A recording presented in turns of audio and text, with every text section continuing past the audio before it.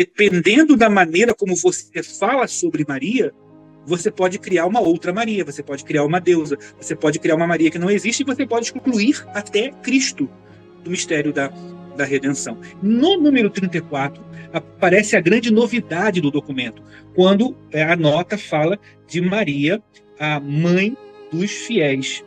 A gente sabe, quem conhece a Mariologia de Francisco, inclusive nós já tivemos congressos sobre isso, para o Papa Francisco, essa expressão povo fiel era muito preciosa, era muito cara, né? Então, Maria, mãe do povo fiel, Maria, mãe dos fiéis, revela o justo lugar dessa maternidade. Maternidade profundamente bíblica, né? Em Caná, maternidade na cruz. Então, quem está aos pés da cruz não é a corredentora, não é a medianeira de todas as graças, é a mãe do Redentor, é a mãe daquele que é o único Redentor, é a mãe daquele que é o único mediador. Então, a nota resgata o vigor da maternidade espiritual trazida pela Redemptoris Mater de João Paulo II. No número 35, traz dados teológicos que vão impactar a Mariologia nos próximos anos, relembrando que essa maternidade ela está profundamente ligada ao corpo místico de Cristo, então tem uma consequência eclesial.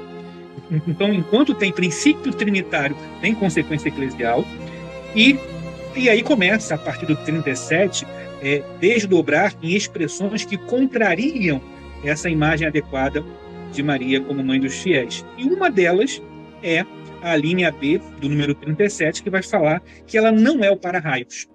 A gente sabe que em várias supostas aparições ou mariofanias, a figura de Maria é apresentada como aquela que protege os fiéis da mão poderosa de Deus que quer castigar, que ela é a mãe da misericórdia, aquela mãe que segura a mãe do filho para o filho não castigar.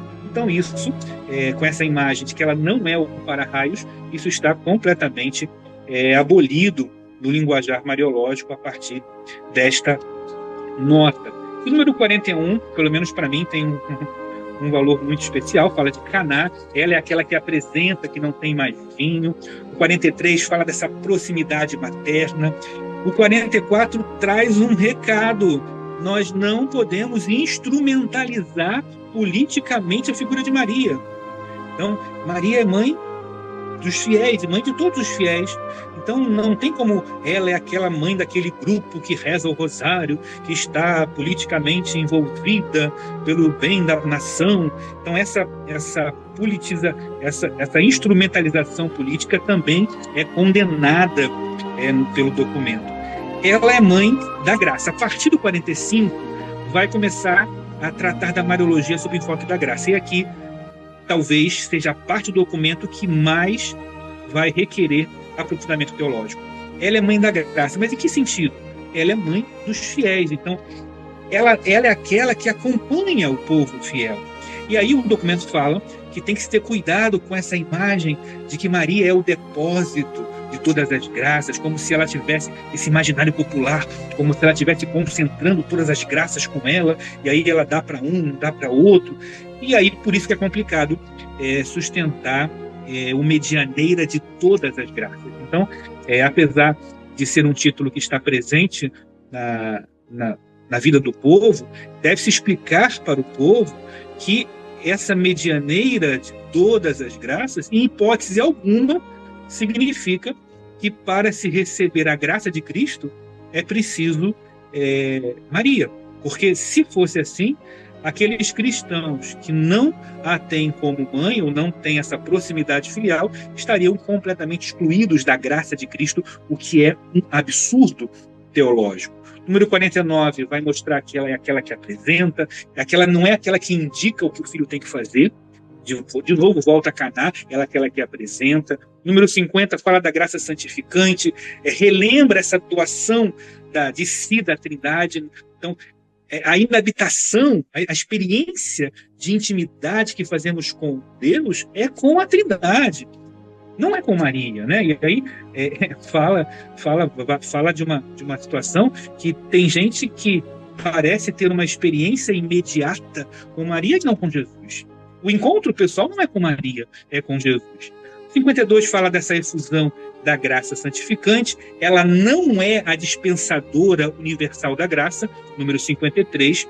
Sim, admite-se que ela possa simbolizar para nós esse transbordamento de graça, mas veja, aonde está a graça? No coração de Maria? No coração de Cristo. O coração de Maria está unido ao coração de Cristo. Então, pode sim falar desse coração de Maria transbordante, mas sem tirar Cristo. E a partir do número 65, já encaminhando para o seu final, vai se tratar de alguns critérios mariológicos nessa abordagem. Aliás, o documento fala das notas, a nota fala dos títulos, né? Então, qual o cuidado que devemos ter a partir de hoje? Isso que eu falei, que a união com Maria não pode ser mais imediata do que a união com Cristo. Em hipótese alguma, podemos dar a entender que ela é necessária para a salvação. Então, se nós temos textos de santos, e aqui eu quero lembrar o Tratado de São Luís Maria Grignon de Montfort, que ele fala de uma hipotética necessidade de Maria a salvação. Tudo isso tem que ser interpretado hermeneuticamente, porque afirmar que ela é necessária para a salvação, isso é contrário à fé católica. Então, quando o Vaticano II fala do influxo de salvação que passa por Maria, sempre é via intercessão, nunca como condicional.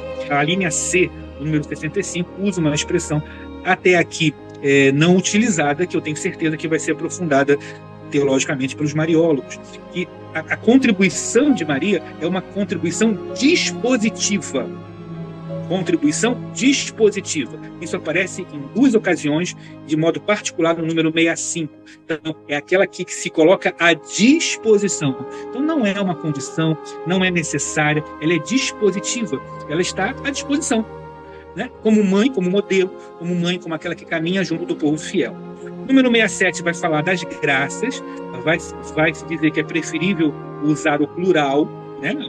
Se é para falar da medianeira, né? Não como mediadora, claro, mas como aquela que participa desse processo de intercessão, é medianeira das graças. O todas é bastante complicado. E vai relembrar que a preferência doutrinal é o que diz o Vaticano II, Maria na ordem da graça. Ela como primeira discípula, ela como mãe do povo fiel e fé, falando no número 76. Tem uma expressão que aparece no número 76, que chega a ser poética. O amor detém-se, contempla o mistério, desfruta em silêncio. Parece que a nota nos leva a essa humilde reverência ao mistério marial.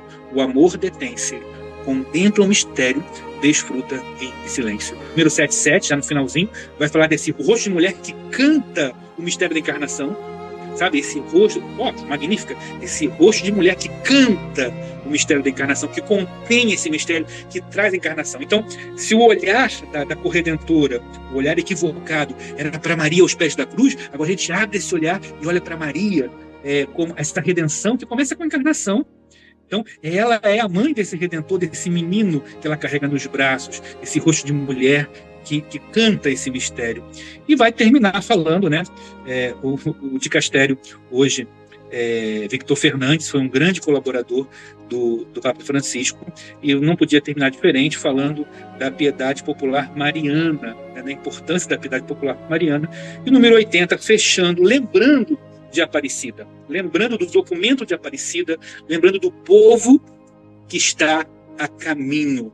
Então, minha avaliação final é que foi um documento profundamente teológico, profundamente necessário, e que agora vai precisar ser estudado, aprofundado.